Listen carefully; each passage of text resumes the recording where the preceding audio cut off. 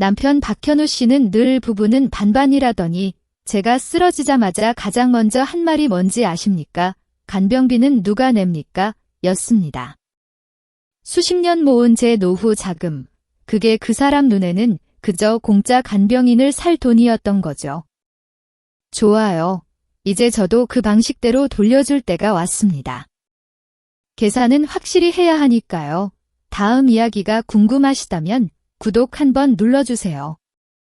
여러분의 한마디가 새로운 사연을 만들어줍니다. 저는 김민주입니다. 올해 환갑을 넘겼습니다. 서울 변두리 작은 공장에서 30년 넘게 미싱을 돌리며 평생을 바쳐 일했습니다. 27년 전 저는 제가 이 지긋지긋한 계산의 늪에서 벗어날 수 있을 거라고는 상상조차 하지 못했습니다. 아니, 벗어나려 노력할 힘조차 남아있지 않다고 믿었습니다. 그저 모든 것을 체념한 채 흐릿한 그림자처럼 살아가고 있었습니다. 하지만 제 안에는 분명히 무언가 조금씩 쌓여가고 있었을 겁니다. 켜켜이 쌓인 먼지처럼 또는 꽁꽁 얼어붙은 얼음처럼 오랜 시간 굳어진 제 마음속 작은 조약돌들은 마침내 거대한 바위가 되어 저를 짓누르고 있었습니다. 더 이상 버틸 수 없는 순간이 찾아왔을 때 저는 비로소 숨 쉴 수 있는 길을 찾았습니다. 어둠이 짙게 깔린 저녁, 밥상 위에는 늘 그랬듯 무거운 침묵만이 흘렀습니다. 남편 박현우 씨는 고개를 숙인 채 스마트폰 화면 속 주식 그래프에 시선을 고정하고 있었습니다. 젓가락질은 기계적이었고 그의 입에서는 단 한마디의 따뜻한 말도 나오지 않았습니다. 지난 27년간 익숙해진 풍경이었습니다. 저는 숨을 깊게 들이쉬었습니다. 마치 심장이 터질 것처럼 크게 뛰는 것을 느꼈습니다.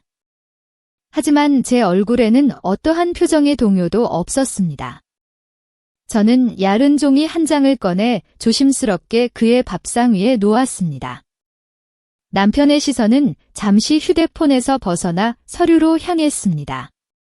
그는 무심한 듯 서류를 흘깃 보았습니다. 제 퇴직 결정서였습니다. 박현우 씨, 저 이제 공장 그만둡니다. 공식적으로 퇴직했습니다. 제 목소리는 놀라울 만큼 침착했고 어떠한 감정도 실려있지 않았습니다. 남편은 아무렇지 않은 듯 고개를 끄덕였습니다. 어쩌면 예상했다는 듯한 반응이었습니다. 그래. 이제 퇴직금으로 살아가면 되겠군. 연금도 나올 테고. 그럼 이제 집에 있는 시간이 많아지니 집안일은 당신이 더 많이 해야겠군. 그는 평소와 다름없이 차가운 계산적인 말들을 뱉어냈습니다. 저는 그런 그의 얼굴을 똑바로 바라보았습니다. 그의 눈동자는 여전히 주식 차트를 읽듯 차갑게 빛나고 있었습니다. 숨을 다시 한번 들이쉬고 마지막 말을 꺼냈습니다. 그리고 저는 친정어머니 김 씨를 돌보러 경기도 고향집으로 돌아갈 겁니다. 그 순간이었습니다. 남편의 손에 들려있던 젓가락이 딸깍 소리를 내며 밥상 위로 떨어졌습니다. 그의 얼굴은 순식간에 새파랗게 질렸습니다. 놀람, 그리고 곧이어 분노, 그리고 또렷한 공포가 그의 눈빛에 스쳐 지나갔습니다. 그는 입을 벙긋거리며 무언가를 말하려 했지만 목구멍에서는 아무런 소리도 나오지 않았습니다. 멍한 눈으로 저를 응시하는 그의 시선에서 저는 어떠한 감정도 읽을 수 없었습니다. 그저 깊은 절망과 함께 찾아온 공허함만이 느껴질 뿐이었습니다. 제 안에는 그에 대한 일말의 동정심조차 남아있지 않았습니다. 그저 차갑고 아주 차가운 침묵만이 제 마음을 감싸고 있었습니다. 이 순간에 이르기까지 저는 27년이라는 시간을 견뎌야 했습니다. 사랑이 존재하지 않고 오직 차가운 숫자들만이 가득했던 27년의 결혼 생활이었습니다. 저는 경기도의 작은 시골 마을에서 태어났습니다. 가난했지만 부모님은 늘 저에게 단정함과 사람된 도리를 가르쳐 주셨습니다. 어릴 적 가난의 기억 때문인지 저는 제가 버는 단돈 1원까지 소중하게 여겼습니다. 28살, 시골에서는 노처녀 소리를 듣는 나이였습니다. 부모님은 제가 고향에 갈 때마다 결혼 이야기를 꺼내며 애를 태우셨습니다. 저도 평생을 함께할 반려자를 찾고 싶었지만 온통 여직원뿐인 공장 환경과 낯가림 심한 성격 탓에 기회가 없었습니다. 그러던 어느 날 동네 아주머니가 박현우 씨를 소개해 주셨습니다.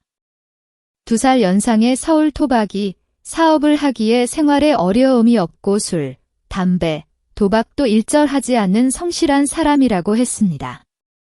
그는 깔끔한 차림이었고 말투는 분명했습니다. 조금은 엄격하고 미소가 적은 사람이었지만 그는 저에게 직업, 수입, 가족 환경에 대해 매우 현실적인 질문들을 던졌습니다. 공장에서 일하면 월급은 얼마입니까? 친정에는 송금을 많이 하는 편입니까? 결혼하면 일을 그만두고 가사에 전념할 생각입니까? 당시 순진했던 저는 이 남자가 참 정직하고 미래를 생각하는 사람이라고 여겼습니다. 저는 일을 계속하며 남편과 함께 돈을 벌고 싶다고 대답했습니다. 그는 만족스러운 표정으로 고개를 끄덕였습니다. 저와 박현우 씨의 만남은 불타는 연애가 아닌 양가 조건이 합치되는 계산에서 시작되었습니다. 사람들은 그것을 중매결혼이라고 불렀습니다. 그는 현명한 아내이자 며느리를 필요로 했고 저는 기댈 수 있는 남편을 필요로 했습니다. 결혼식은 박현우 씨의 뜻에 따라 6개월 후 소박하게 치러졌습니다. 그는 말했습니다. 뭐 때문에 돈 들여 성대한 결혼식을 올립니까? 중요한 건 마음 아니겠습니까? 그 돈으로 사업 자금에 보태는 게 낫습니다. 남들 먹여 살리느라 쓸 수는 없습니다. 저는 그 말이 맞다고 생각했습니다. 원래 사치를 하는 성격이 아니었기에 따뜻한 결혼식이라면 충분하다고 여겼습니다. 하지만 청첩장을 준비하면서 남편의 본성을 조금씩 알게 되었습니다.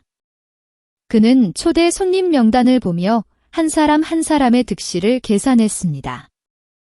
저 윗집 김씨 아저씨는 옛날 우리 형 결혼식 때 50만 원 냈으니 이번에 초대하면 최소한 그 정도는 할 겁니다.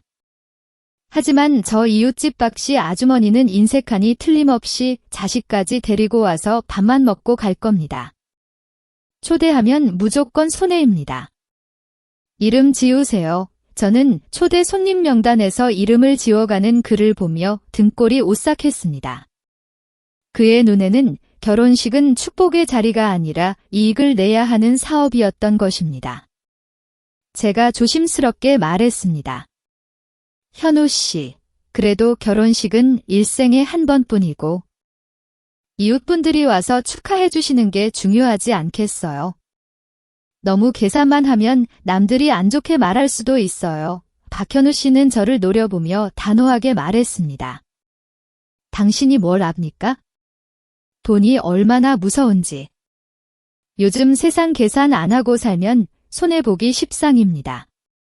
당신은 며느리로서 역할만 똑바로 하면 됩니다. 돈 문제는 내가 알아서 할 테니 저는 아무 말도 하지 못하고 입을 다물었습니다. 사업가는 돈 관리가 철저해야 한다고 그를 이해하려 노력했습니다. 결혼하면 제 사랑으로 그의 계산적인 성격을 녹일 수 있을 것이라고 믿었습니다. 하지만 그것은 저의 착각이었습니다.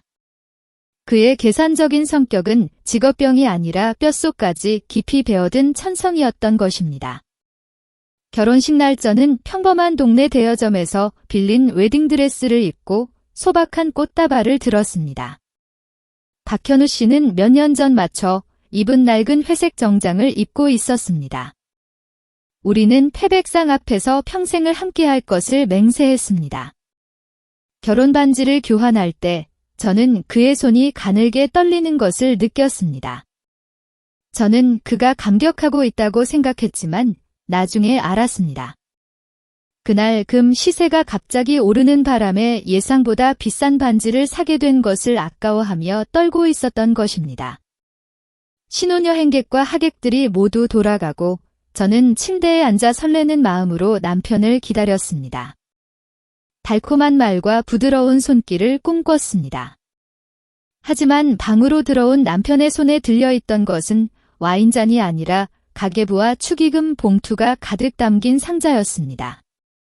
그는 침대 위에 봉투들을 쏟아부으며 저에게 말했습니다. 이리 와서 같이 봉투를 뜯어주시오. 누가 얼마를 냈는지 정확히 기록해 놓지 않으면 나중에 우리가 똑같이 돌려줘야 하니. 당신 쪽 하객돈은 당신이 가지고 내 쪽은 내가 가질 겁니다. 피로연 비용은 총 수입에서 빼고 남은 돈은 반반으로 나눕시다. 저는 망연자실한 채 그를 바라보았습니다.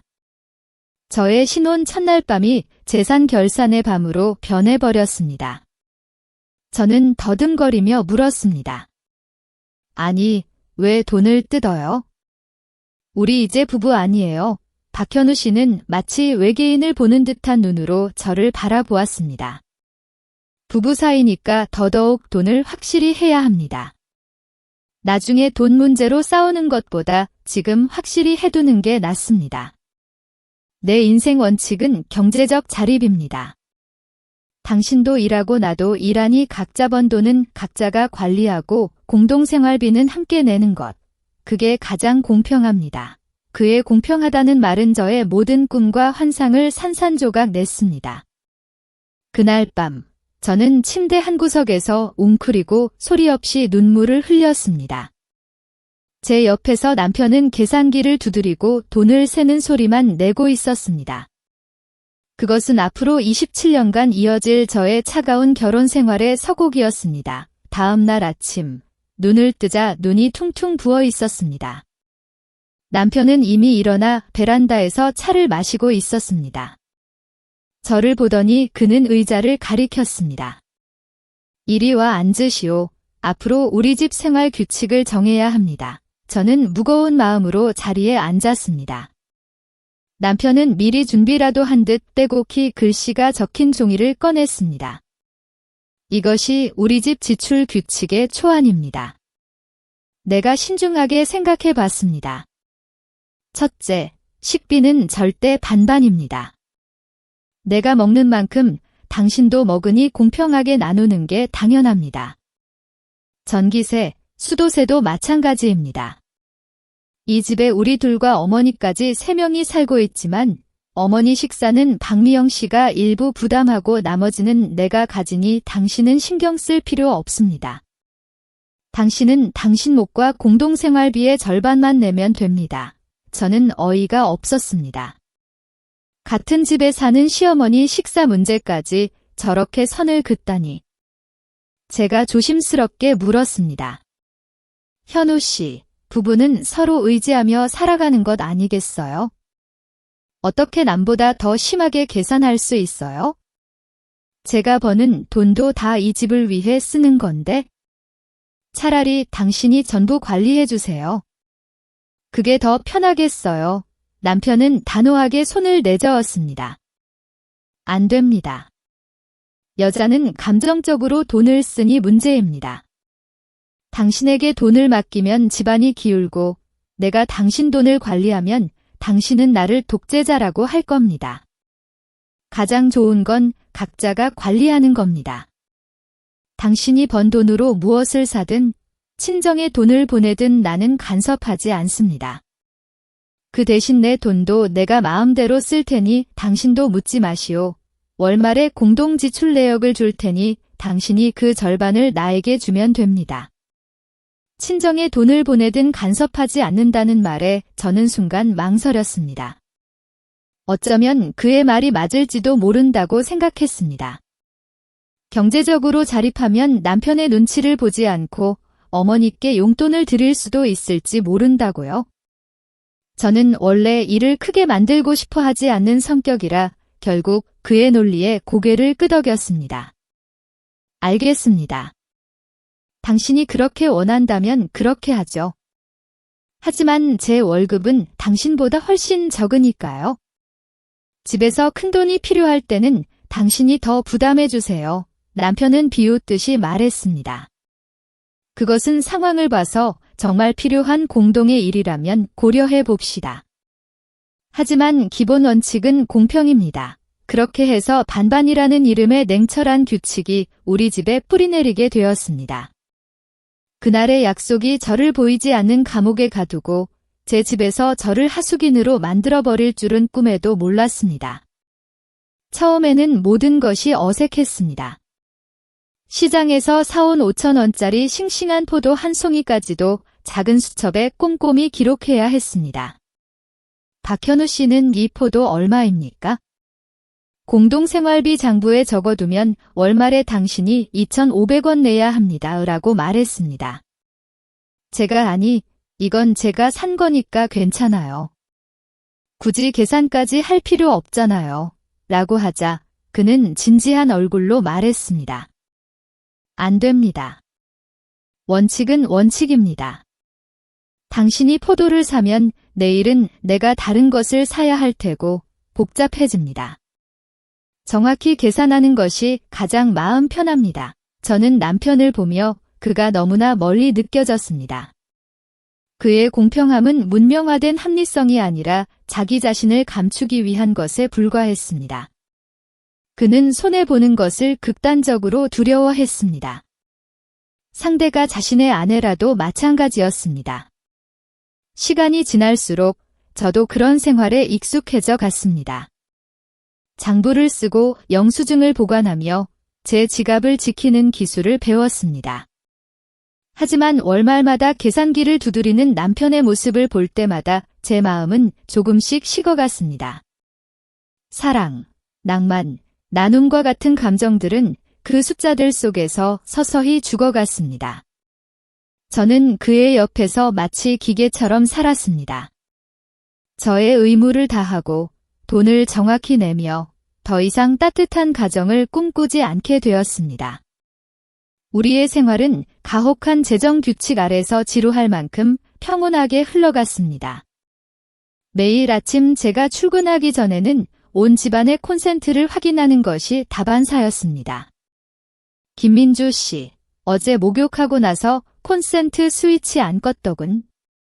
밤 10시까지 불이 켜져 있었어. 쓸데없이 전기를 낭비하고 말이야. 저는 허둥지둥 변명했습니다. 아, 깜빡했어요. 다음부터는 조심할게요. 다음은 뭐란 말입니까? 다음은 이번 달. 전기요금이 비싸지면 차액은 당신이 내시오. 내가 오늘 아침 계량기 숫자를 전부 기록해 두었으니 그는 벽에 붙어있는 전력 계량기를 가리켰습니다. 그곳에는 날짜별 수치가 적힌 종이가 붙어 있었습니다. 저는 고개 숙인 채 침묵할 수밖에 없었습니다. 이 집에서는 물 한 방울, 전기 하나 마음 편히 쓸 수 없었습니다. 모든 것을 아껴야만 남편의 잔소리와 벌금을 피할 수 있었습니다. 어느 날 시장에서 일주일치 장을 봤습니다. 계산할 때 가게 아주머니가 잔돈이 없다고 하시며 500원을 덜 주셨습니다. 저는 500원쯤이야 하고 대수롭지 않게 여겼습니다. 집에 돌아와 남편과 장부를 맞추고 있는데 그가 500원이 모자란 것을 눈치챘습니다. 장부에는 2만 원 썼다고 되어 있는데 왜 잔돈이 이것밖에 남지 않았지? 500원은 어디로 갔습니까? 제가 설명했습니다. 가게 아주머니가 잔돈이 없다고 하셔서 그냥 왔어요. 겨우 500원 가지고요. 남편은 쾅 하고 밥상을 내리쳤습니다. 당신 참 후하군. 500원도 땀 흘려번 돈입니다. 그걸 그렇게 쉽게 포기합니까? 한 번이 500원이라도 10번이면 5,000원입니다. 돈의 소중함을 모른다면 부자가 될 생각도 하지 마시오. 이 돈은 공동경비로 인정할 수 없으니 당신 돈으로 채워 넣으시오. 저는 그 자리에 얼어붙었습니다. 500원이 아까워서가 아니라 그의 태도 때문이었습니다. 그는 아내의 감정보다 돈을 더 소중히 여겼습니다. 저는 주머니에서 1,000원짜리 지폐를 꺼내 그에게 던지듯이 주었습니다. 떨리는 목소리로 말했습니다.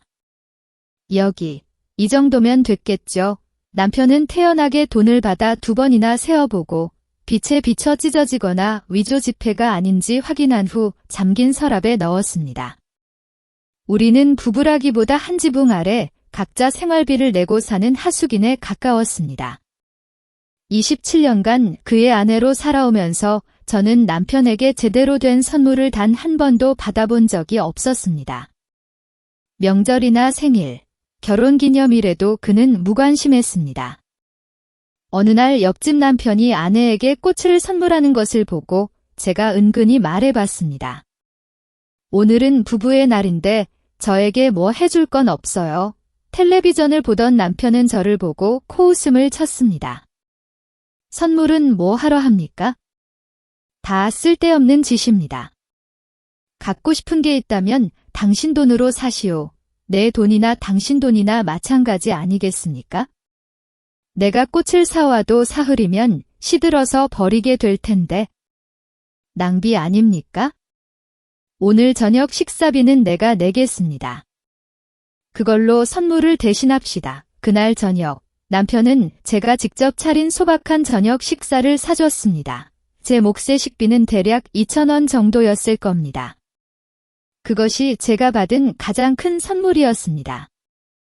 만약 그가 기분 좋게 옷이나 신발을 사주는 날이 있다면 틀림없이 다음 달 생활비 장부에는 아내 선물이라는 항목이 추가되었고 그 금액만큼 그의 생활비 부담액에서 제해졌습니다. 결국 공동생활비로 저에게 선물을 한 셈이었으니 제 돈의 절반을 보태어 제 선물을 산 것과 다를 바 없었습니다. 이런 계산 속에서 살아가다 보니 감정 또한 무뎌져 갔습니다. 저는 스스로를 사랑하는 법을 배웠습니다. 예쁜 옷감을 사다 직접 옷을 만들고 몸이 안 좋을 때는 제 돈으로 영양제를 사 먹었습니다. 더 이상 남편에게 아무런 기대도 하지 않게 되었습니다. 저는 그를 까다로운 룸메이트라고 생각하며 집안 분위기가 험악해지지 않도록 노력할 뿐이었습니다. 친애하는 여러분, 제 이야기를 여기까지 듣고 계시다면 혹시 저와 비슷한 경험, 말 못할 사연들을 결혼 생활에서 겪으신 분이 계신가요? 여러분의 생각과 이야기를 댓글로 나누어 주세요. 그것이 저에게는 이 모든 여정을 계속할 가장 큰 위로가 될 것입니다. 결혼 1년 후, 저는 첫 아이를 임신했습니다. 뱃속에서 자라는 작은 생명을 생각하면 더없이 행복했습니다. 저는 아이의 존재가 남편의 메마른 마음에 따뜻한 연결고리를 가져다 줄 것이라고 믿었습니다. 남편이 퇴근하고 돌아와 제 배에 귀를 대고 태동을 느끼거나 함께 아기 옷을 사러 가는 모습을 꿈꾸었습니다. 하지만 현실은 제 뺨을 때리는 차가운 물과 같았습니다. 임신 소식을 알렸을 때 남편의 첫 반응은 기쁨에 찬 미소가 아니라 깊은 고민에 잠긴 얼굴이었습니다. 그는 곧 까만 가계부를 꺼내 중얼거렸습니다. 아이가 생기면 돈 들어갈 곳이 늘어나겠군. 병원비, 산모 영양제, 출산 비용, 나중에는 기저귀와 분유까지. 앞으로 지출 계획을 잘 세워야 적자가 나지 않을 텐데 저는 말로 표현할 수 없는 슬픔을 느꼈습니다. 다른 사람들은 아이 소식에 기뻐하는데 제 남편은 돈 걱정부터 시작했습니다. 10개월간 모든 비용과 약값은 제 돈으로 내거나 공동장부의 빚으로 기록되어 월말에 절반을 갚아야 했습니다. 어느 날 라면이 너무 먹고 싶어 남편에게 같이 가자고 졸랐습니다. 식사를 마치자 남편은 계산을 하고 저에게 말했습니다. 당신 것 9,000원, 내 것 9,000원 합계 18,000원입니다. 당신이 현금으로 주는 게 편하겠군. 제가 출산을 위해 병원에 입원했을 때 저는 극심한 진통으로 지쳐 있었습니다. 의식을 되찾았을 때 옆에 누워있는 작고 사랑스러운 아들을 보고 행복의 눈물을 흘렸습니다. 남편은 침대 옆에 서서 길게 늘어진 병원 영수증을 보며 얼굴을 찌푸리고 있었습니다. 이 병원은 왜 이렇게 비쌉니까? 며칠 입원했는데 몇십만 원이나 들었어. 기저귀 값, 물값. 뭐 하나 공짜가 없군. 보험이 되는 항목을 제외해도 산모에게 주는 선물이나 추가 비품 구입에 꽤 많은 돈이 들었습니다. 이건 내가 일단 내놓았습니다. 나중에 정산합시다. 저는 아들을 가슴에 안고 벽 쪽으로 돌아 누워 남몰래 눈물을 삼켰습니다.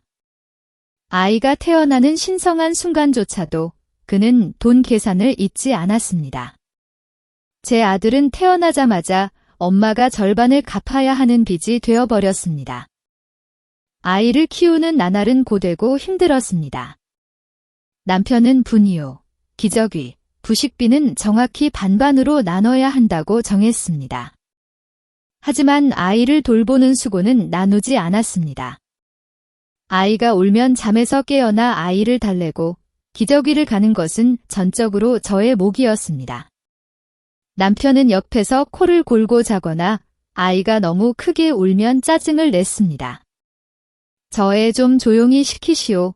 시끄러워서 잠을 잘 수가 없지 않습니까? 나는 내일 돈 벌러 가야 한다고요.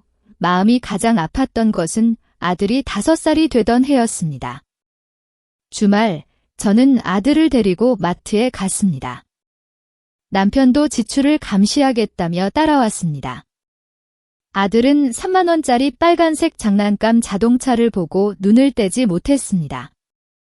아들은 아빠 손을 잡고 반짝이는 눈으로 말했습니다. 아빠, 이 자동차 정말 멋있어요. 친구들은 다 있는데 저만 없어요. 저는 아들이 안쓰러웠습니다.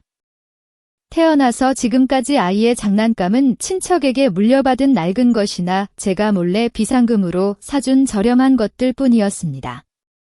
저는 남편이 아들의 순수한 눈빛에 마음이 움직일 것을 기대했습니다. 하지만 남편은 장난감 가격표를 보더니 고개를 저었습니다. 3만 원이라 이 플라스틱 덩어리가 너무 비싸군. 집에 가서 우유팩으로 자동차 만들어줄 테니. 아깝다. 이런 걸 왜 삽니까? 아들의 얼굴이 금방이라도 울음을 터뜨릴 것처럼 변했습니다. 저는 더 이상 참을 수 없어 말했습니다. 여보, 아이가 저렇게 좋아하는데 하나 사주죠. 라면값 반반 내는 것밖에 안 되잖아요. 아이 마음 상하게 하지 마세요. 남편은 저를 노려보았습니다. 아이에게 나쁜 버릇 들이지 마시오. 돈이 땅에서 솟아나는 줄 압니까? 기어이 사고 싶으면 당신 돈으로 사시오. 아니면 공동생활비 장부에 적어두고 월말에 당신이 절반 내시오. 저는 울컥 화가 치밀어 올라 지갑에서 5만 원짜리 지폐를 꺼내 계산했습니다. 아들에게 자동차를 건네주며 아이 앞에서 울지 않으려 필사적이었습니다. 아들은 자동차를 가슴에 안고 만면에 미소를 지었습니다. 그 작은 선물이 아빠와 엄마 사이에 또 다른 돈 계산의 빌미가 될 줄은 알 길이 없었습니다. 집에 돌아오자마자 남편은 잊지 않고 가계부를 꺼내 적었습니다. 아들 장난감 자동차 3만 원. 아내가 지불했으나 불필요한 지출이었음. 앞으로 주의할 것, 남편의 글씨를 보고 저는 소름이 돋았습니다. 그는 아들의 기쁨을 철저히 관리해야 할 자본 투자 프로젝트로 보고 있었던 것입니다. 이런 계산 속에서 자란 아이의 영혼이 과연 온전할 수 있을까요? 그 의문은 저를 괴롭혔고 그 두려움은 아이가 철이 들 무렵 현실이 되었습니다. 오랜 시간 함께 살다 보니 남편 박현우 씨의 공평함이 사실은 극도의 이기심을 가리기 위한 포장지라는 것을 깨달았습니다. 그는 늘 공평을 외쳤지만 그 공평함은 항상 자신에게 유리한 쪽으로 기울어져 있었습니다. 그는 아내나 자식에게는 단 1원도 헛되이 쓰지 않았지만 자기 자신에게는 매우 관대했습니다. 남편은 낡은 오디오나 골동품을 수집하는 취미가 있었습니다. 그의 서재에는 수백만 원도 넘는 스피커와 희귀한 라디오들이 즐비했습니다. 그가 새로운 것을 사올 때마다 저는 화가 나서 물었습니다. 그렇게 비싼 것을 살 돈이 어디에서 나는 거예요? 그는 태연하게 대답했습니다. 내가 번 돈을 내가 쓰는데 무슨 상관입니까? 나는 공동생활비는 꼬박꼬박 내고 있지 않습니까? 남은 돈으로 내 취미를 즐기는데 당신이 간섭할 권리는 없습니다. 반면 저의 겨울 외투는 5년 넘게 입어 소매 끝이 닳아 너덜거렸지만 새로 살 엄두를 내지 못했습니다. 제 신발은 바닥이 닳아 비 오는 날에는 물이 스며들어 발이 시렸지만 접착제로 붙여가며 신을 수밖에 없었습니다. 어느 날 세탁기가 고장나자 저는 남편에게 수리하거나 새 것을 사자고 말했습니다. 남편은 대충 보더니 말했습니다. 수리하는데 돈이 듭니다. 당신이 손빨래하면 됩니다. 옷도 깨끗해지고 전기세와 수도세도 절약할 수 있고 운동도 되니 좋지 않습니까? 결국 저는 한겨울에 차가운 물에 손을 담그고 온 가족의 빨랫감을 빨아야 했습니다. 그 중에는 남편이 외출할 때 입는 고가의 옷들도 포함되어 있었습니다. 갈라지고 피가 배어나오는 제 손을 내려다보며 따뜻한 방 안에서 수백만 원짜리 스피커로 음악을 듣는 남편을 볼 때면 참을 수 없는 분노가 치밀어 올랐습니다. 그는 저를 사랑하지 않았습니다. 그저 자신의 지갑과 자기 자신만을 사랑했던 것입니다. 그의 이기심은 아들 박지훈 씨가 대학교에 진학했을 때 더욱 잔인하게 드러나 아이의 마음에 지울 수 없는 상처를 남겼습니다. 아들은 서울의 명문대학교에 합격했지만 등록금과 생활비는 만만치 않았습니다. 제가 남편에게 말했습니다. 지훈이 등록금이 너무 비싸요. 제 월급으로는 생활비 내기도 빠듯한데 당신이 수입이 더 좋으니 등록금과 용돈을 좀 보태주세요. 남편은 격노했습니다. 어떻게 그런 말을 할 수 있습니까? 지훈이는 공동의 자식입니다. 책임도 같이 져야지. 한 학기 등록금이 1,000만 원이면 각자 500만 원씩 내시오. 생활비도 매달 50만 원씩 보낸다면 각자 25만 원씩입니다. 나는 전액 지원할 생각 없습니다. 이제 어른이니 돈의 가치를 알아야 합니다. 모자라면 스스로 아르바이트해서 벌게 하시오. 저는 할 말을 잃었습니다. 공장 월급에서 생활비를 내고 나면 아들에게 보낼 돈이 남아있을 리 없었습니다. 제가 설득하려 했습니다. 알아요. 같이 부담해야 한다는 것을. 하지만 제 능력에는 한계가 있어요. 당신은 아버지이고 저보다 훨씬 여유로우니 좀 도와주세요. 아이가 공부하면서 아르바이트까지 해서 고생하는 것을 그냥 보고만 있을 건가요? 남편은 차갑게 대답했습니다. 그것이 인생 공부입니다. 나도 젊은 시절부터 내 힘으로 일어서서 여기까지 온 겁니다. 월급이 적다는 핑계로 책임을 회피하지 마시오. 돈이 부족하면 대출을 받든 부업을 하든 당신이 알아서 하시오. 나에게 의지하지 말고. 그의 말 때문에 저는 죽기 살기로 일해야 했습니다. 공장 일이 끝나면 집에 돌아와 새벽까지 부업을 했습니다. 눈은 침침하고 허리는 끊어질 듯 아팠지만 쉴 틈이 없었습니다. 제가 돈을 벌지 못하면 아들이 학업을 중단해야 할지도 모른다는 두려움 때문이었습니다. 반면 남편은 여전히 고가의 취미를 즐겼고 아내가 매일 밤 성냥개비를 눈에 받고 일하는 것을 모른 척했습니다.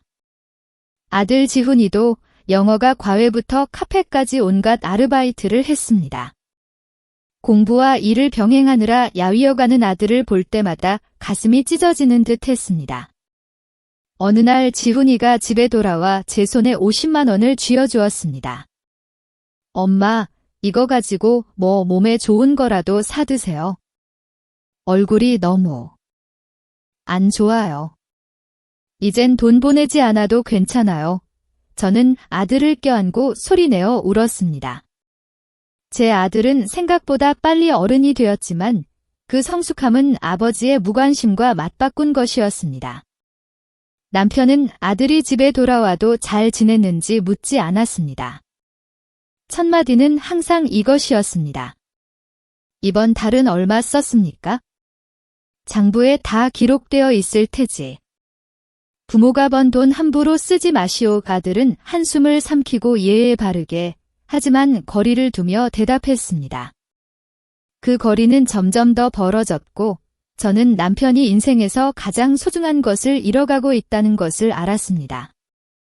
하지만 그는 전혀 개의치 않는 듯 했습니다. 그 해부터 저는 집안에서 그림자처럼 살았습니다. 낮에는 공장에서, 밤에는 낡은 미싱 앞에서 돈을 벌었습니다. 밤의 정적을 깨는 미싱 소리가 저의 유일한 친구였습니다. 저는 무엇을 위해 이렇게 열심히 살고 있는 것일까요? 온전한 가정을 지켜주기 위해서일까요? 아니면 놓아버릴 용기가 없는 저의 비겁함 때문일까요? 제 건강은 급격히 나빠졌습니다. 허리 통증과 두통이 저를 괴롭혔습니다. 어느 날 심한 감기로 몸져 누웠습니다. 퇴근하고 돌아온 남편 박현우 씨는 저에게 따뜻한 말 한마디 없이 방문 앞에서 소리쳤습니다. 몸이 안 좋습니까? 저녁은 만들 수 있습니까? 힘들면 나는 나가서 국밥이라도 사 먹고 오겠습니다. 당신은 알아서 하시오. 저는 힘겹게 말했습니다. 너무 힘들어서 일어날 수가 없어요. 돌아오는 길에 죽이라도 한 그릇 사다 줄 수 있나요? 남편은 잠시 망설이더니 말했습니다. 알겠습니다. 사다 주겠습니다. 하지만 죽값은 당신이 내시오. 나는 그냥 사다만 주는 것이니. 잠시 후 그는 죽 한 그릇을 밥상에 놓으며 손을 내밀었습니다. 죽값 8,000원 돈 주시오. 저는 눈물이 차오르는 것을 느끼며 베개 옆에 놓아두었던 지갑에서 돈을 꺼내 주었습니다. 죽을 손에 들었지만 한 숟가락도 목으로 넘어가지 않았습니다. 죽은 따뜻했지만 제 마음은 얼음처럼 차가웠습니다. 아플 때조차 돈 계산을 잊지 않는 남편.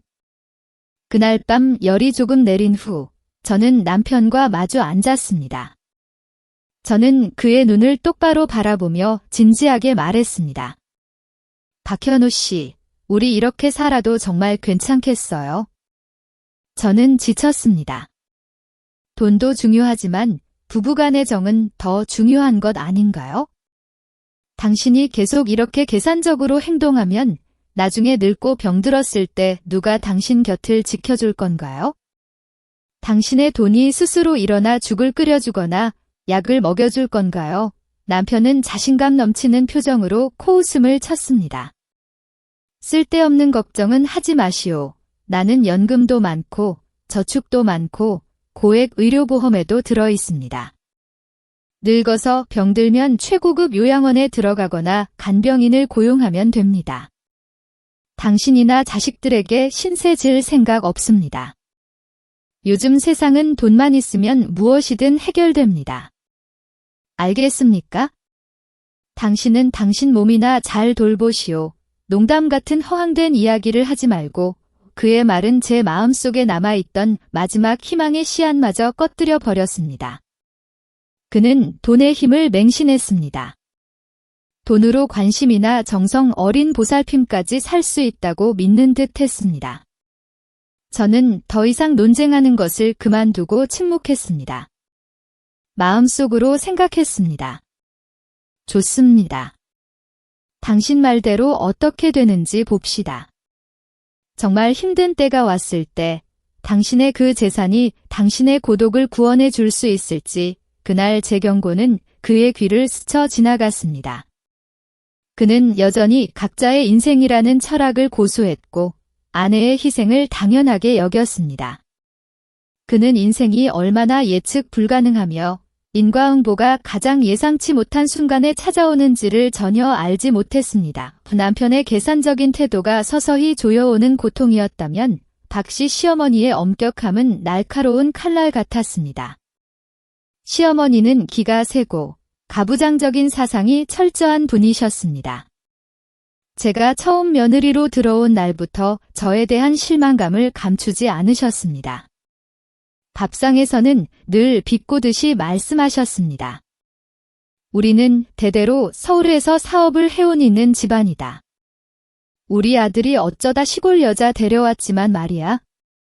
안 그랬으면 서울 여자들이 줄을 섰을 텐데. 좋은 곳에 시집왔으니 분수껏 행동해야지. 저는 제 처지를 알았기에 늘 참으며 며느리의 도리를 다하려 노력했습니다. 매일 새벽같이 일어나 집을 청소하고 아침 식사를 준비한 후 출근했습니다. 퇴근 후에는 쉴 틈 없이 장을 보고 저녁을 준비했습니다. 하지만 단 한 번도 칭찬받거나 따뜻한 눈길을 받은 적이 없었습니다. 시어머니는 늘 사소한 것으로 트집을 잡았습니다. 나무를 어떻게 삶으면 이렇게 물러터지니? 돼지 사료보다 낫겠네? 돼지갈비찜은 또 왜 이렇게 짜? 고혈압으로 가족을 죽일 셈이니? 빨래는 제대로 안 털어 널어서 꾸깃꾸깃하잖아. 시골 출신이라 그런가 하는 집마다 촌스럽고 서툴러 시어머니는 특히 제가 아들만큼 돈을 벌지 못하는 것을 가장 불만스러워 하셨습니다. 남편이 집에 새로운 물건이라도 사오는 날이면 아들 자랑을 한 후 저를 향해 비웃음을 날렸습니다. 남자는 일해야지. 집안의 기둥이다. 누구처럼 공장에서 잔돈이나 벌면서 남편에게 빌부터 사는 것과는 다르지에 저는 억울했지만 차마 대꾸할 수 없었습니다. 어느 날 제가 말했습니다. 어머니, 저도 일하고 생활비는 꼬박꼬박 내고 있어요. 박현우 씨에게 빌부터 사는 게 아니에요. 시어머니는 눈을 치켜뜨며 소리쳤습니다. 내가 감히 이제는 시어머니에게 말대꾸하는 거냐? 내가 내는 그 푼돈으로 어디 은혜라도 입힌 거냐? 이 좋은 집에서 이 좋은 가구 쓰고 사는 게 누구 덕인 줄 아느냐? 월세도 안 내고 사는 것만으로도 너는 행복한 줄 알아라. 이 시어머니는 늘 막내딸 박미영 씨를 감싸고 돌았습니다. 박미영 씨는 유복한 집으로 시집갔지만 분별이 없고 친정에 와서 도움을 청하는 일이 잦았습니다.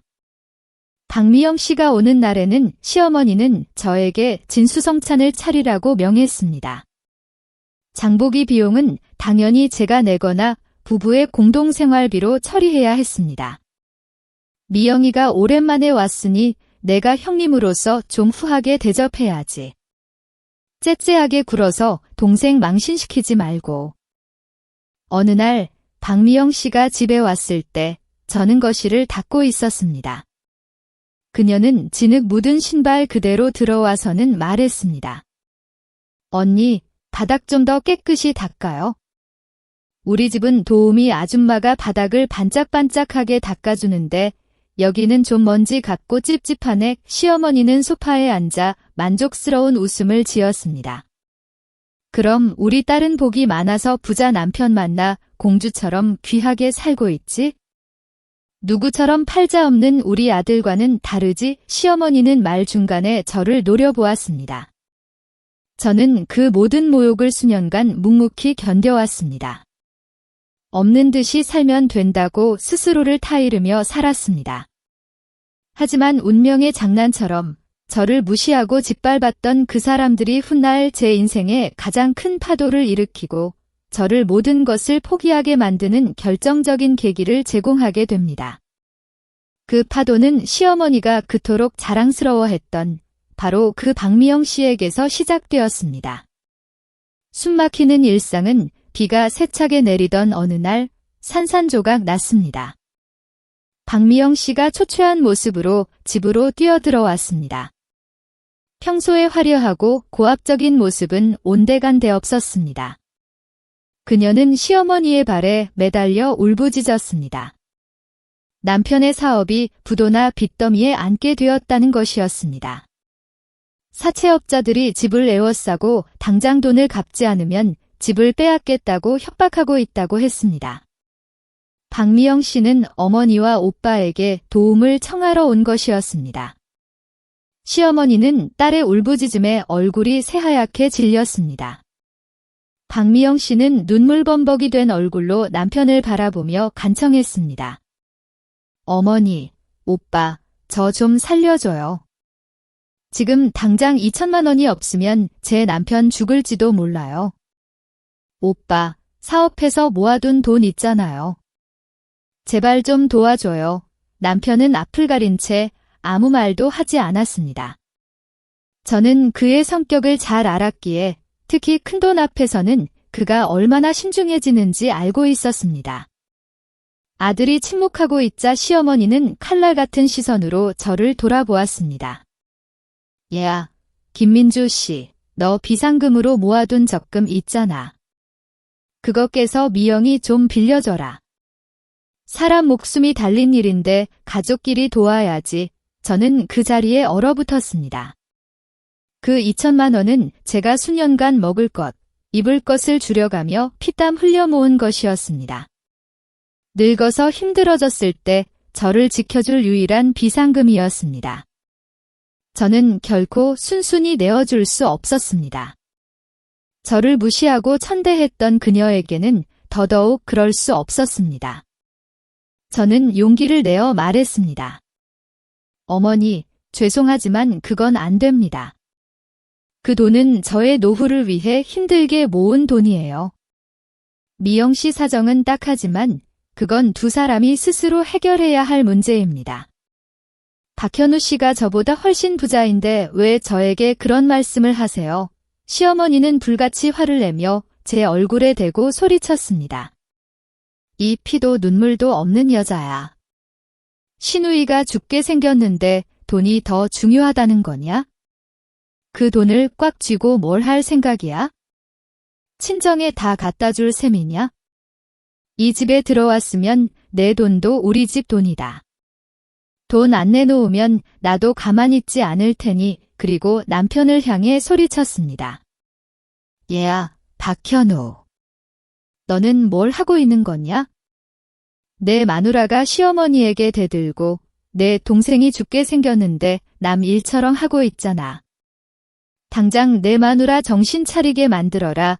그때 남편이 입을 열었습니다. 하지만 그의 말은 저를 더욱 깊은 절망 속으로 밀어넣었습니다. 김민주 씨, 미영이를 도와줍시다. 2천만 원이 당신에게는 큰 돈이겠지만 사람 목숨이 더 중요하지 않습니까? 내 돈은 지금 사업에 전부 들어가 있어서 당장 빼낼 수가 없습니다. 일단 빌려주면 나중에 갚을 테니. 떼먹는 것도 아니니 뭘 그렇게 걱정하는 겁니까? 저는 남편과 시어머니, 그리고 박미영 씨를 둘러보았습니다. 굶주린 늑대들에게 둘러싸인 기분이었습니다. 그들은 제 마지막 남은 돈까지 빼앗으려 하고 있었습니다. 남편은 태연하게 거짓말을 하고 있었습니다. 저는 그의 금고에 금괴와 수억 원의 예금이 있다는 것을 알고 있었습니다. 하지만 떼먹힐 위험을 지고 싶지 않으니 그 위험을 저에게 떠넘기고 있는 것이었습니다. 저는 자리에서 일어나 한 사람 한 사람을 똑바로 쳐다보며 선언했습니다. 다시 말씀드리지만 저는 도와드릴 수 없습니다. 각자 번 돈은 각자가 관리하고 빚도 각자가 갚는 것, 이것이 박현우 씨가 지난 27년간 저에게 가르쳐준 인생의 원칙입니다. 이제 와서 그 원칙을 깨고 저를 이용하려 하시나요? 터무니없는 이야기입니다. 이 3,500만 원은 제 목숨만큼 소중한 돈입니다. 누구든 이 돈에 손대면 저도 가만히 있지 않을 겁니다. 말을 마치자 저는 방으로 들어가 문을 잠갔습니다. 밖에서는 시어머니와 박미영 씨의 울부짖음, 그리고 남편의 한숨소리가 뒤섞여 들려왔습니다. 그날 밤 저는 통장을 가슴에 단단히 안고 잠들었습니다. 눈물이 흘렀지만 마음은 돌처럼 굳어 있었습니다. 이제 저는 이 집에서 완전한 적이 된 것이었습니다. 그 사건 이후 집안의 공기는 이전보다 더 무겁고 살벌했습니다. 시어머니는 저를 없는 사람 취급하며 따돌리기 시작했습니다. 동네방네 제가 인색한 며느리이며 시누이가 어려운데도 모른 척하는 악독한 며느리라는 소문을 퍼뜨렸습니다. 제가 몰래 친정에 돈을 보낸다, 시어머니를 굶긴다, 남편에게 대든다는 거짓말까지 지어냈습니다. 제가 시장에 가면 늘 이웃 사람들의 차가운 시선과 수군거림이 저를 괴롭혔습니다. 얼굴은 착하게 생겼는데 독하네. 돈을 목숨보다 더 귀하게 여기다니? 저런 며느리를 얻어서 참 팔자 좋네. 저는 모든 것을 들었지만 변명하지 않았습니다. 편견에 사로잡힌 사람들에게 무슨 말을 해도 소용없다고 생각했기 때문입니다. 저는 그저 묵묵히 집으로 돌아와 문을 닫고 바깥 세상으로부터 저를 격리할 뿐이었습니다. 하지만 타인의 시선보다 더 무서웠던 것은 가족의 차가운 태도였습니다. 시어머니는 저와 말도 섞지 않았고 식사 시간이 되면 남편에게 밥상을 자기 방으로 옮기게 했습니다. 저는 차가운 밥상에 혼자 앉아 식사를 해야 했습니다. 시어머니는 남편에게 생활비를 주지 말라고 했습니다. 저 여자는 통장에 돈이 넘쳐나니 왜 밥을 먹여줄 필요가 있느냐. 자기 돈으로 알아서 먹게 하라. 저런 은혜도 모르는 년은 굶기는 게 최고다. 제 남편 박현우 씨도 어머니 편을 들었습니다. 그는 사업이 어렵다는 핑계를 대며 더 이상 생활비를 주지 않았습니다. 그는 말했습니다. 당신에게 비상금 있지 않습니까? 그걸로 일단 해결하시오. 어머니가 너무 화가 나 있으니. 더 이상 자극하지 말고. 박미영 씨거는 당신이 서툰 대응을 했기 때문에 내 체면이 말이 아닙니다. 저는 억울했습니다. 제가 서툰 대응을 했다고요? 당신은 박미영 씨의 친오빠인데 왜 도와주지 않았습니까? 그 책임을 왜 아내에게 떠넘깁니까? 부끄럽지도 않습니까? 그 순간 남편은 제 뺨을 세게 후려쳤습니다. 27년간의 결혼 생활에서 처음 있는 일이었습니다. 그는 제 얼굴을 가리키며 소리쳤습니다. 닥쳐. 어디서 나에게 훈계하려 드는가? 내 돈은 투자해서 불리는 돈이다. 밑 빠진 독에 물 붓는 그런 일에 쓸 돈이 아니야? 너는 아내니까 집안을 위해 희생할 줄 알아야지. 그것도 못한다면 나도 더 이상 너에게 정은 없다. 이 한 번의 폭행으로 제 마음속에 남아있던 마지막 미련마저 사라졌습니다. 제 앞에 있는 남자가 낯선 칼을 겨눌 존재로 느껴졌습니다. 그는 인색할 뿐만 아니라 위선자였습니다. 자신의 재산과 체면을 지키기 위해 아내를 희생시키는 것도 마다치 않는 남자였습니다. 그날 이후 우리는 한 집안에서 별거 생활을 시작했습니다. 저는 따로 식사하고 따로 잠을 잤습니다. 더 이상 그들 모자를 위해 식사를 만들거나 세탁을 하지 않았습니다. 퇴근하면 곧바로 방으로 들어가 저만의 생활을 했습니다. 집 안은 죽은 결혼 생활을 매장한 무덤처럼 침묵에 휩싸였습니다. 저는 평생 이렇게 살거나 아니면 떠날 용기가 솟아날 때까지 견뎌야 한다고 생각했습니다. 하지만 운명은 또다시 예상치 못한 일로 저를 시험했습니다. 2년 전의 춥고 겨울이었습니다. 시어머니 방에서 날카로운 비명소리가 들려왔습니다. 제가 출근 준비를 하고 있는데 남편이 허둥지둥 저를 불렀습니다. 김민주 씨, 빨리 와보시오. 어머니가 이상합니다. 저는 급히 방으로 달려갔습니다. 시어머니는 바닥에 쓰러져 입이 비뚤어지고 눈은 희번덕거리며 알아들을 수 없는 소리를 내고 있었습니다. 한쪽 팔과 다리는 완전히 마비되어 있었습니다. 저는 즉시 뇌졸중 증상이라는 것을 깨달았습니다. 아무리 미워했던 시어머니였지만 생사의 기로 앞에서 저는 그녀를 외면할 수 없었습니다. 저는 남편에게 소리쳤습니다. 빨리 119에 전화해요. 어머니가 쓰러졌어요. 늦으면 큰일 나요. 남편은 얼굴이 새하얗게 질려 허둥지둥 전화를 걸었습니다. 구급차가 도착하고 시어머니는 응급실로 실려갔습니다. 사흘간의 고비는 넘겼지만 반신마비와 언어장애라는 심각한 후유증이 남았습니다. 의사는 고개를 저으며 말했습니다. 24시간 내내 옆에서 간병해줄 사람이 필요합니다. 회복 가능성은 거의 없으며 재활치료와 영양 공급으로 생명을 유지하는 데 집중해야 합니다. 진단서를 손에 든 남편은 병원 복도에 주저앉았습니다. 그의 얼굴에는 걱정이 가득했지만 저는 그가 어머니의 건강보다 앞으로 들 돈과 자신의 달라질 일상을 더 걱정하고 있다는 것을 알고 있었습니다. 단신마비라니. 그럼 이제 누가 돌본단 말인가? 약값이나 기저귀 값은 또 어디서 나오지? 그는 중얼거렸습니다. 저는 옆에서 아무 말도 하지 않았습니다. 진짜 악몽은 이제부터 시작될 것이라고 직감했기 때문입니다. 저는 퇴직 결정서를 받고 집으로 돌아온 후 곧바로 은행에 들러 통장을 확인했습니다. 잔액은 3,500만 원, 지난 30년간 뼈 빠지게 일하고 아껴서 모은 저의 전부였습니다. 매달 나오는 연금 60만 원까지 합치면 시골에 돌아가 어머니를 돌보며 살아가는 데는 아무런 문제가 없었습니다. 시골에 계신 어머니의 모습이 아픈 상처럼 제 마음에 떠올랐습니다. 올해 78세. 눈은 침침하고 걸음은 느려지셨습니다. 낡은 시골집에서 홀로 외롭게 지내시는 어머니. 몇 년 전부터 전화를 걸면 어머니 목소리는 힘없이 떨렸습니다. 엄마는 괜찮아. 걱정 마. 너는 내 집일이나 잘 챙겨. 어머니는 늘 그렇게 말씀하셨지만 저는 어머니가 얼마나 외로운지 알고 있었습니다. 어느 날 이웃에게서 어머니가 마당에서 넘어지셨다는 전화를 받았습니다. 남편은 말했습니다. 당신이 없어도 시골에서는 이웃 사람들이 다 돌봐주지 않습니까?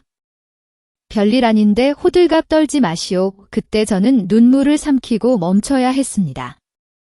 저의 무능함과 비겁함 때문에 어머니는 너무나 많은 것을 희생해야 했습니다. 하지만 지금은 다릅니다. 저는 퇴직했고 자유로워졌습니다. 더 이상 공장 시간에 얽매일 필요도 없었습니다.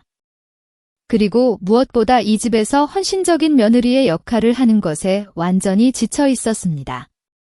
저는 시장에 들러 어머니가 좋아하시는 과일과 과자를 샀습니다. 머릿속으로 계획을 세웠습니다. 고향에 돌아가 낡은 부엌을 고치고 작은 텃밭을 만들고 닭도 몇 마리 키울 참입니다. 아침에는 어머니와 차를 마시고 저녁에는 툇마루에 앉아 바람을 쐬는 생활. 평범하지만 지난 27년간 저에게는 사치였던 꿈이었습니다. 집에 도착하자 분위기는 여전히 무겁고 어두웠습니다. 시어머니는 천장을 멍하니 올려다보고 계셨습니다. 제가 온 것을 보더니 말 못하는 신호를 보냈습니다. 저는 짐을 내려놓고 물을 따라드리고 기저귀도 갈아드렸습니다. 모든 것을 담담하게 그러나 단호하게 처리했습니다. 이것이 제가 그녀를 돌보는 마지막이 될지도 모릅니다. 그녀를 미워해서가 아니라 너무 늦기 전에 저를 낳아준 어머니께 은혜를 갚아야 했기 때문입니다. 저는 부엌으로 들어가 저녁 식사를 준비했습니다.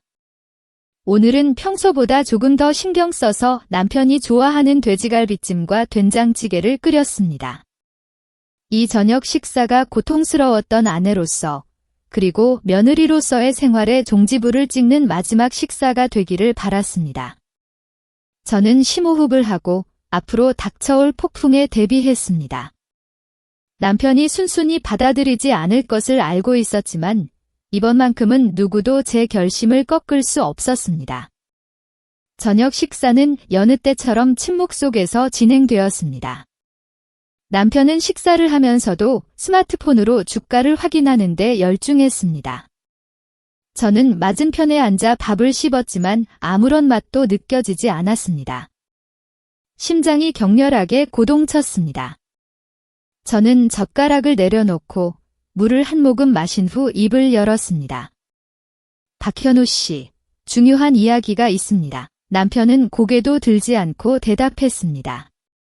무슨 이야기입니까? 이번 달 전기세 계산은 끝났으니 잔소리할 필요는 없습니다. 전기세 이야기가 아닙니다.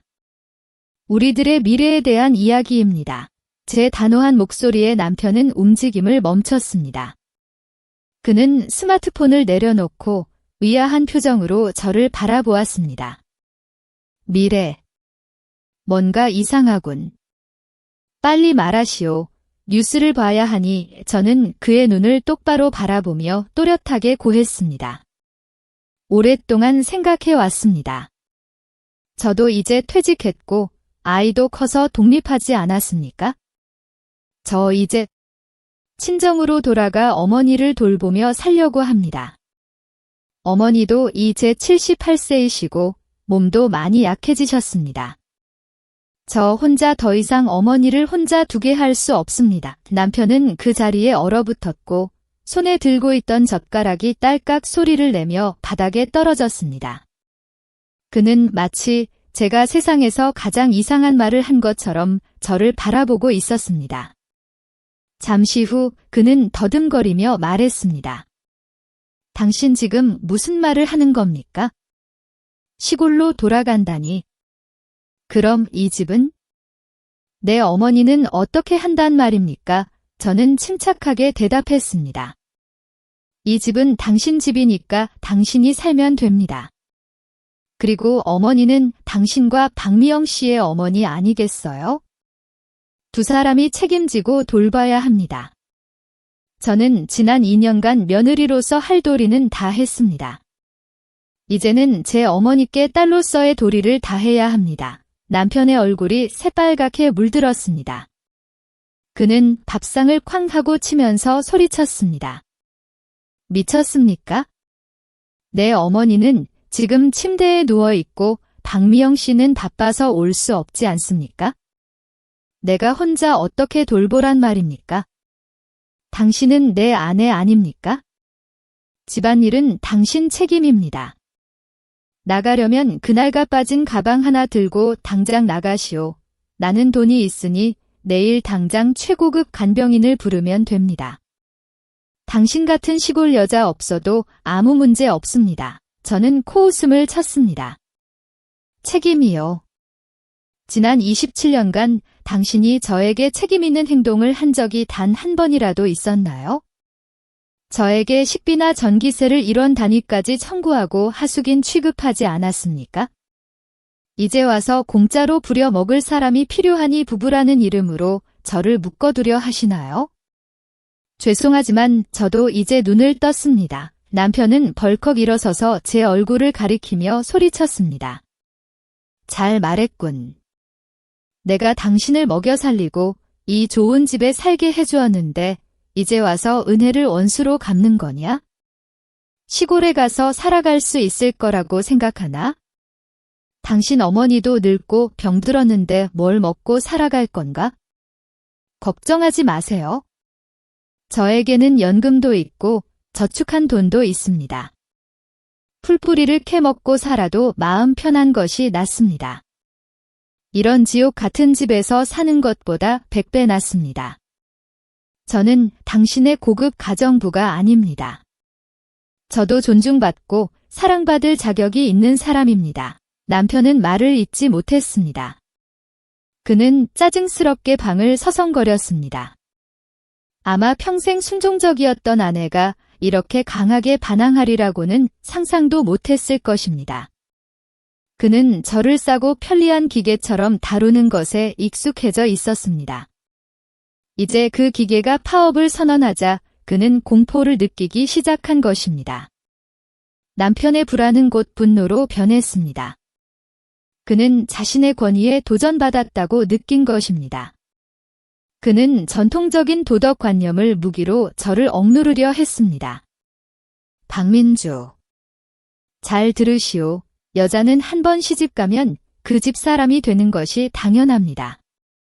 내 어머니는 당신의 시어머니이기도 하지 않습니까? 며느리가 시어머니를 돌보는 것은 수천 년의 도리입니다. 당신이 지금 나가는 것은 불효이고 우리 집안의 얼굴에 먹칠을 하는 행위입니다. 저는 자리에서 일어나 그와 마주 섰습니다. 더 이상 두려움은 없었습니다. 도리요. 그 도리라는 말은 이제 그만하세요. 아내에게 식비나 전기세를 10원 단위까지 청구하는 것이 어느 나라 도리인가요? 아내가 아파도 죽 한 그릇 사오지 않는 것이, 아이가 갖고 싶어 하는 것 하나 사주지 않는 것이 시어머니가 며느리를 하인 취급하고 시누이가 죽게 생겼는데 모른 척하는 것이 당신들은 그렇게 파렴치하게 살아왔으면서 왜 저에게만 도리나 의리를 강요하는 겁니까? 정이라는 것은 쌍방향이어야 의미가 있는 겁니다. 남편은 당황했습니다. 당신 지금 옛날 이야기를 전부 꺼내는 겁니까? 내가 돈 계산을 철저히 한 것은 전부 이 집을 위한 것이었습니다. 낭비하지 않고 모아서 자식들에게 남겨주려고 한 겁니다. 누구를 위한 것이라고요? 당신 자신을 위한 것이겠지요. 당신 금고에 금괴가 몇 개 있고 통장에 얼마 있는지 제가 모르는 줄 아나요? 수백만 원짜리 오디오는 사면서 아내에게는 낡은 옷을 입히고 아들에게는 등록금을 벌기 위해 아르바이트를 시킨 것이 가족을 위한 것이었나요? 그것은 이기심입니다. 인색하고 잔혹한 이기심입니다. 제 말은 그의 자존심에 소금을 뿌리는 것과 같았습니다. 그는 소리쳤습니다. 닥쳐. 당신이 나를 욕할 자격은 없어. 이 집의 주인은 나야. 당신은 어디에도 가지 못해. 이 문에서 한 발짝이라도 밖에 나가면 2번 다시 돌아오지 마시오. 걱정하지 마세요. 나간다고 결심한 이상 돌아올 생각은 없습니다. 이 집도 당신 재산도 전부 필요 없습니다. 전부 돌려드릴게요. 당신은 그 재산을 껴안고 살아보세요. 당신이 병들었을 때 그 돈이 당신의 다리를 주물러 줄 수 있을지 그때 시어머니 방에서 앓는 소리가 들려왔습니다. 아마 우리가 다투는 소리에 잠에서 깨신 것이겠지요. 남편은 어머니 방 쪽을 바라보더니 저에게 부드러운 목소리로 말했습니다. 알겠습니다. 알았어요. 돈 문제는 다시 이야기합시다. 생활비를 올려주겠습니다. 시간제 도우미도 고용해 줄 테니 제발 가지 마시오. 어머니가 병들었지 않습니까? 어떻게 저렇게 누워있는 사람을 버리고 갈 수 있습니까? 저는 그의 본심을 꿰뚫어 보았습니다. 그는 늙은 어머니의 배설물을 치우는 것, 한밤중에 깨어나는 것, 자신의 생활이 엉망이 되는 것이 두려웠던 것입니다. 그는 마치 상품의 가격을 흥정하듯이 저와 거래하려 하고 있었습니다. 이미 늦었어요. 박현우 씨의 문제는 돈이 아닙니다. 우리 사이에 정이 완전히 고갈되어 버린 것이 문제입니다. 더 이상 당신을 위해 노력할 힘이 남아있지 않습니다.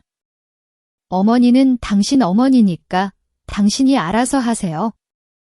박미영 씨를 부르든 사람을 고용하든 돈은 많지 않습니까? 어머니를 돌보는데 얼마간 쓰는 것이 그렇게 아깝습니까? 저는 시어머니 방으로 들어갔습니다. 그녀는 눈물을 흘리고 있었습니다. 아마 모든 대화를 들었겠지요. 저는 마지막으로 그녀의 얼굴을 닦아드리며 조용히 말했습니다. 어머니, 죄송합니다. 저도 최선을 다했지만 더 이상은 무리입니다. 부디 몸조리 잘하세요. 저는 제 어머니께 가야 합니다. 제 어머니가 저를 기다리고 있으니까요. 그녀는 예전의 날카로움 대신 간청하는 듯한 눈빛으로 저를 바라보고 있었습니다. 서툴고 이기적인 아들과 둘이 남겨지는 것이 두려웠겠지요.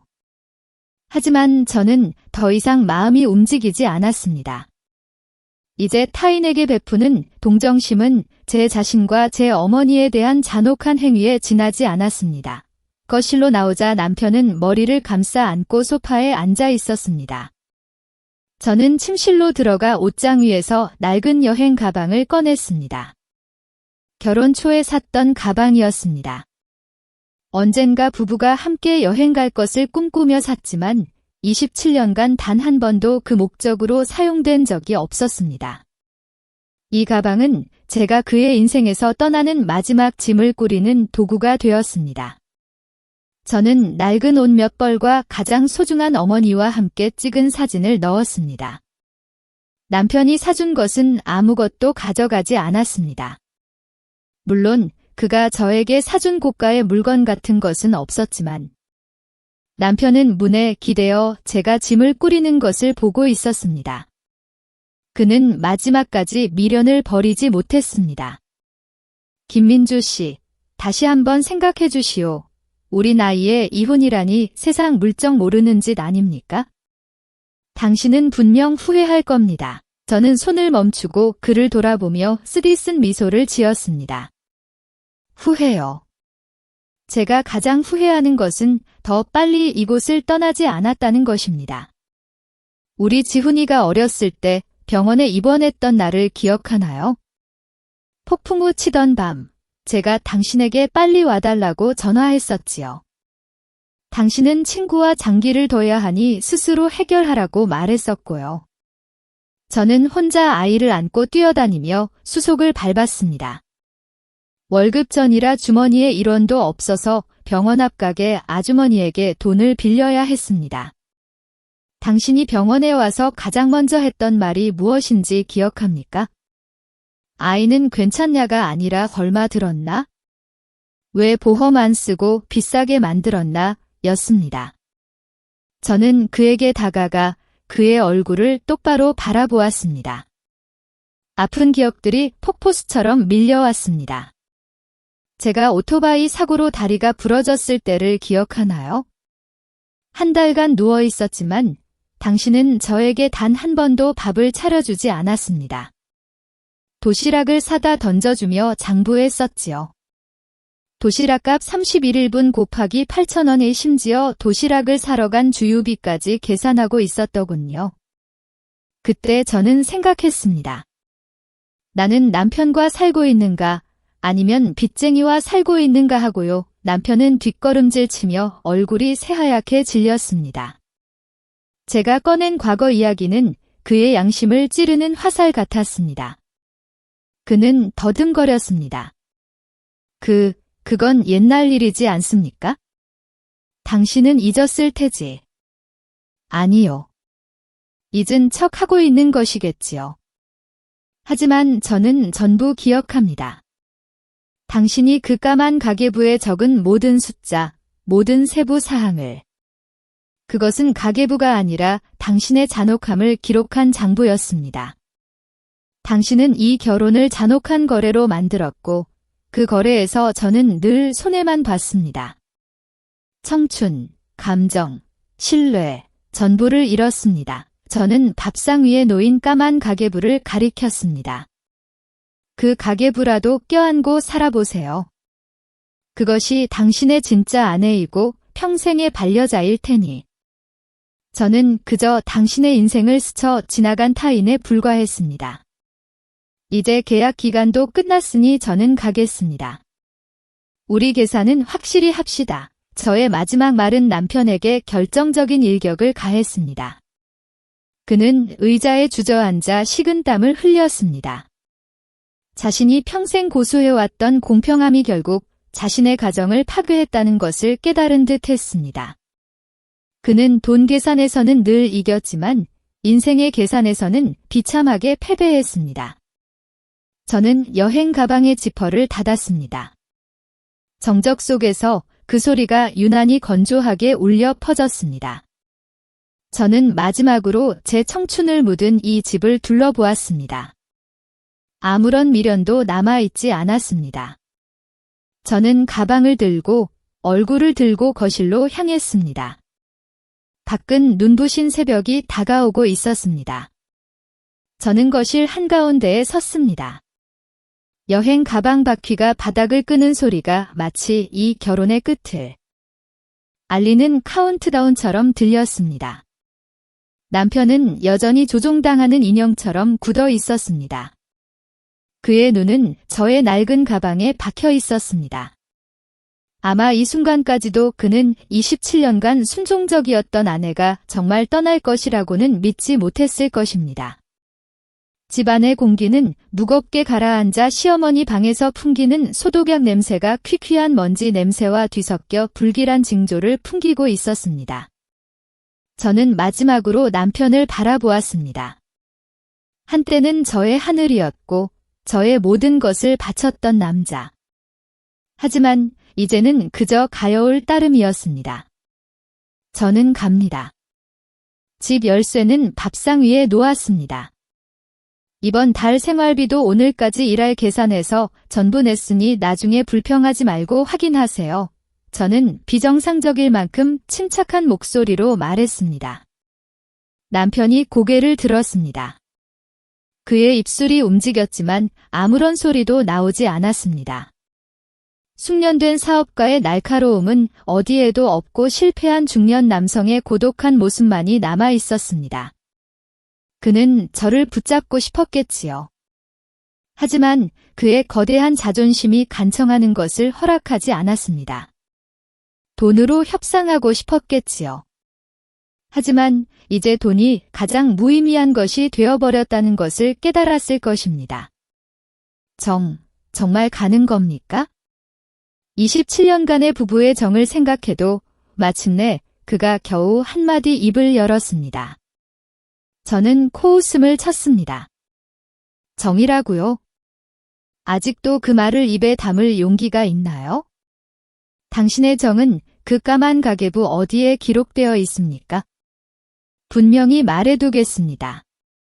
우리 정은 당신이 제가 아플 때 돈 계산하던 그날 죽었고, 아들에게 장난감 하나 사주는 것을 아까워하던 그날 죽었고, 당신의 박미영 씨 빚 갚는다고 제 노후 자금을 내놓으라고 강요하던 그날 완전히 사라졌습니다. 남편은 고개를 숙였습니다. 그는 아무런 반박도 할 수 없었습니다. 모든 것이 그가 지난 27년간 스스로 써내려간 잔혹한 진실이었기 때문입니다. 그는 자신이 가장 소중한 것을 잃었다는 것을 깨달았습니다. 돈으로는 승리했지만 행복의 게임에서는 무일푼이 된 패자였습니다. 그럼 내 어머니는 누가 돌본단 말입니까? 나 혼자서는 도저히. 그는 화제를 돌려 저의 동정심에 호소하려 했습니다. 그것은 당신 문제 아니겠어요? 돈은 많지 않습니까? 간병인을 고용해서 돌보세요. 아니면 그 효성지극한 따님, 박미영 씨를 부르는 건 어떻습니까? 친딸이니 어머니를 저버리지는 않겠지요. 저는 비아냥거리듯이 대답했습니다. 박미영 씨 이야기에 남편의 얼굴은 흑빛으로 변했습니다. 그는 자신의 동생이 얼마나 이기적인지 잘 알고 있었겠지요. 제가 떠나면 늙은 어머니의 간병 부담이 전부 자신에게 덮쳐오는 것, 그리고 상상도 하지 못했던 끔찍한 현실과 마주해야 한다는 것을 깨달은 것입니다. 저는 벽시계를 보았습니다. 밤 8시. 이 비극적인 연극을 끝낼 시간이었습니다. 저는 가방 손잡이를 강하게 움켜쥐었습니다. 그럼 안녕히 계세요. 돈 너무 세다 건강 해치지 마시고 잘 지내세요. 그 말을 남기고 저는 뒤돌아보지 않고 걸었습니다. 등 뒤에서 남편이 필사적으로 저를 부르는 소리가 들렸습니다. 김민주. 김민주. 가지 마시오. 내가 잘못했소. 제발 돌아와 주시오. 그러나 이미 너무 늦었습니다. 너무 늦은 사과는 이미 식어버린 마음을 되돌릴 수 없었습니다. 저는 문 밖으로 나섰습니다. 제 등 뒤에는 후회와 고독 속에 잠긴 한 남자가 남겨져 있었습니다. 밖으로 나오자 비가 내리기 시작했습니다. 차가운 가을비가 제 머리카락과 어깨를 적셨습니다. 하지만 신기하게도 춥지 않았습니다. 오히려 제 마음속에서는 자유와 희망이라는 따뜻한 불꽃이 타올랐습니다. 남편이 저를 뒤따라 문까지 달려왔습니다. 그는 제 가방 손잡이를 붙잡았습니다. 그의 목소리는 불안으로 떨리고 있었습니다. 김민주 씨, 제발 가지 마시오. 당신이 원하는 것은 뭐든지 하겠습니다. 내가 당신에게 월급을 주겠습니다. 집에서 어머니를 돌봐주면 한 달에 200만 원, 아니 300만 원 주겠습니다. 어디 가면 이렇게 편하고 돈 많이 버는 일이 있겠습니까? 제발 가지 마시오. 이 집은 당신이 없으면 안 됩니다. 저는 그의 손을 뿌리쳤습니다. 그만하세요. 이웃 사람들도 보는데 창피합니다. 당신이 변한다고요? 사람의 본성은 하루아침에 변하지 않습니다. 당신이 저에게 돈을 맡기면 또 10원 단위까지 감시할 것이고 제가 돈을 횡령한다고 의심하겠지요. 도우미를 고용하면 돈이 아깝다고 불평하고 결국 그만두게 하고 저에게 그 일을 떠넘기겠지요. 제가 당신 성격을 모르는 줄 아나요? 아니, 이번에는 정말 약속하오. 맹세하오. 남편은 하늘을 향해 손을 들고 맹세했습니다.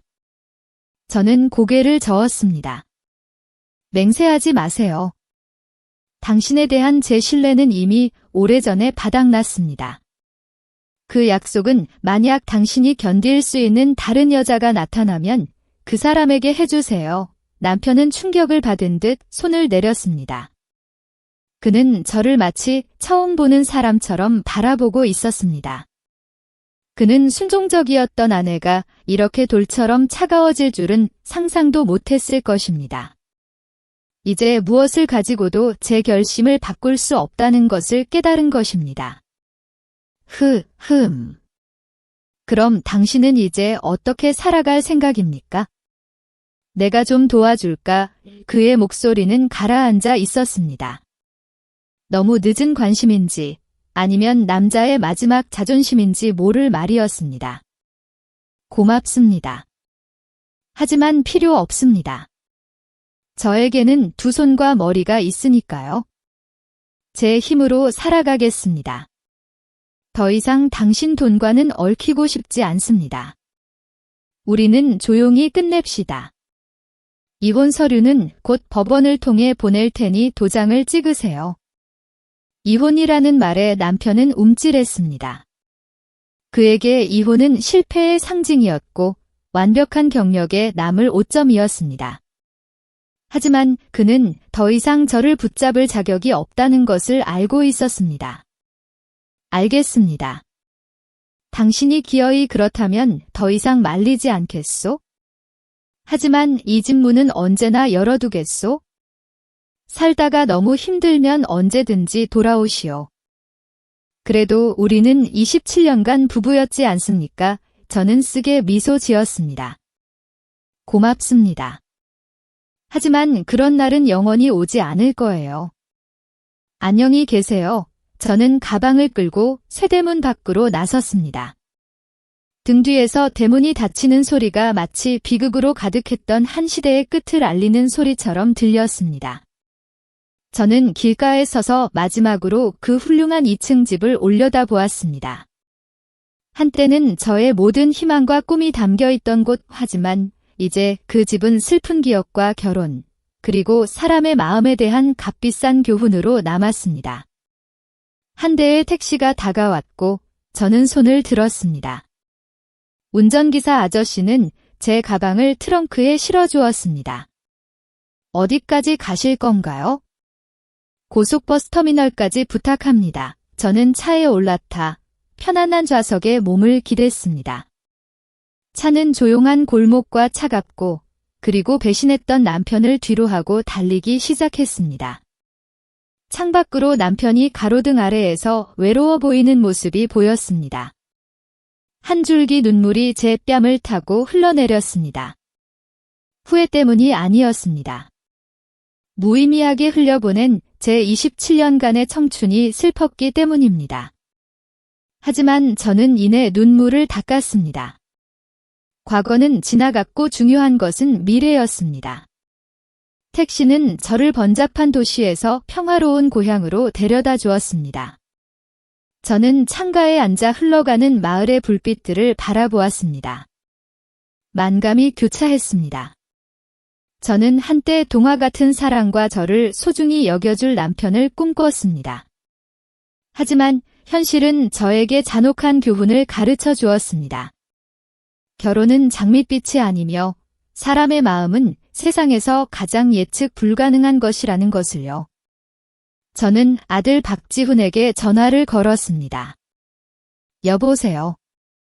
엄마, 지금 아르바이트 중인데 무슨 일이야? 아들의 목소리는 피곤했지만 여전히 따뜻했습니다. 지훈아, 할 말이 있어? 엄마 집 나왔다. 지금 할머니 집에 가는 중이야. 전화 저편에서 잠시 침묵이 흘렀고 이내 아들의 당황한 목소리가 들려왔습니다.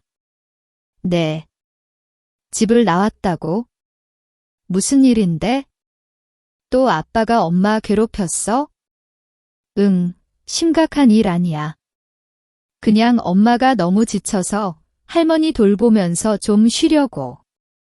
너는 걱정 말고 공부 열심히 해. 아, 아빠 정말 너무하시네. 언젠가 이런 날이 올 줄 알았어요. 알겠어요, 엄마.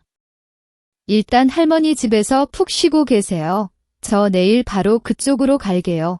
아들의 말에 저는 또다시 눈물을 흘렸습니다. 이 불행한 결혼 생활 속에서도 저에게는 효성지극한 아들이 있었습니다. 그것이 제 인생에서 가장 큰 위안이었습니다. 전화를 끊자 마음이 훨씬 가벼워졌습니다. 적어도 가장 소중한 아들에게는 지지받았으니까요. 버스는 어둠을 뚫고 나아갔습니다.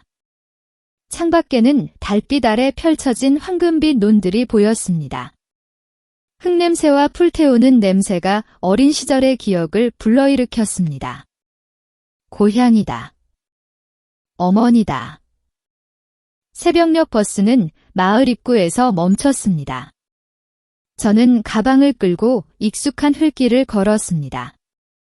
길가의 대나무들이 바람에 흔들리며 마치 저를 환영하는 듯 했습니다. 닭 울음소리가 아침을 알리고 있었습니다. 어머니 집 대문 앞에 섰습니다. 낡은 기와지붕집이 아침 안개 속에서 조용히 저를 맞아주었습니다. 저는 대문을 열고 마당으로 들어섰습니다. 신기할 만큼 평온한 마음이 제 영혼을 감쌌습니다. 어머니, 저 왔어요. 제 목소리는 감정으로 떨렸습니다. 문이 열리고 어머니가 지팡이를 짚고 나오셨습니다. 누구요? 김민주요? 네, 어머니, 저예요. 저는 가방을 내팽개치고 달려가 어머니를 껴안았습니다. 어머니 품에서 풍기는 익숙한 냄새가 저를 무한한 안도감에 잠기게 했습니다. 어머니, 저 이제 아무 데도 안 갈 거예요. 여기서 평생 어머니 모시고 살게요. 어머니는 주름진 손으로 제 머리를 쓰다듬으며 웃으셨습니다. 나이 먹고 애처럼 울기는? 잘 왔다. 어서 들어와. 마침 돼지갈비찜이 막 된 참이다. 저는 어머니를 부축하고 집 안으로 들어섰습니다. 소박하지만 따뜻한 온기로 가득한 곳, 저는 아버지의 위패에 향을 올리며 마음속으로 말했습니다. 아버지, 딸이 돌아왔습니다. 이제부터 아버지 대신 제가 어머니를 잘 모실 테니 걱정 마세요. 저는 고향에서 새로운 삶을 시작했습니다. 아침에는 어머니와 함께 마당에서 체조를 하고 시장에 가서 신선한 재료로 맛있는 음식을 만들고 오후에는 텃밭을 가꿨습니다. 도시의 편리함은 없었지만 제 마음은 더없이 평화로웠습니다. 더 이상 전기세 고지서를 보며 가슴 졸일 일도 남편의 눈치를 보며 살아갈 필요도 없었습니다. 저는 제 인생의 주인공이 된 것이었습니다. 한 달쯤 지났을 때 남편에게서 전화가 왔습니다. 저는 잠시 망설였지만 전화를 받았습니다. 그의 목소리는 지쳐 있었습니다. 그는 집안이 엉망이 되었고 박 씨 시어머니의 상태가 악화되었고 고용했던 간병인도 도망갔다며 울먹이듯이 말했습니다. 그는 제발 돌아와 달라고 전 재산을 저에게 맡기겠다고 간청했습니다. 저는 아무런 감정도 느끼지 못했습니다. 저는 침착하게 대답했습니다. 박현우 씨, 엎질러진 물은 다시 주워 담을 수 없습니다. 당신은 지금 자신이 뿌린 씨앗을 거두고 있을 뿐입니다. 돈은 많으니까 앞으로도 돈으로 해결해 보세요. 저는 지금 아주 행복합니다. 그 지옥에 2번 다시 돌아갈 생각 없습니다. 이혼 서류 보냈으니 도장 찍으세요. 저는 전화를 끊고 그의 번호를 수신 차단했습니다. 제 행동은 조금 잔혹하게 느껴졌지만 그와 같은 이기적인 인간에게 관용은 사치에 지나지 않았습니다. 그는 자신의 무관심에 대한 대가를 제대로 치러야 했습니다. 그날 오후, 저는 어머니와 함께 들판에 나가 석양을 보았습니다. 황금빛으로 물든 들판 너머로 태양이 지고 있었습니다. 어머니가 조용히 말했습니다. 딸아. 여자의 인생이 행복하냐 불행하냐는 전부 자기 선택에 달린 거야. 너는 용기를 내서 불행을 버리고 행복을 찾아온 거니까 잘했다. 엄마는 내가 자랑스럽다. 저는 어머니의 손을 잡고 행복하게 미소 지었습니다. 네, 어머니. 너무나 긴 시간을 낭비했어요. 이제부터는 저와 어머니, 그리고 저를 진심으로 사랑해주는 사람들을 위해 살 거예요. 저는 깨달았습니다.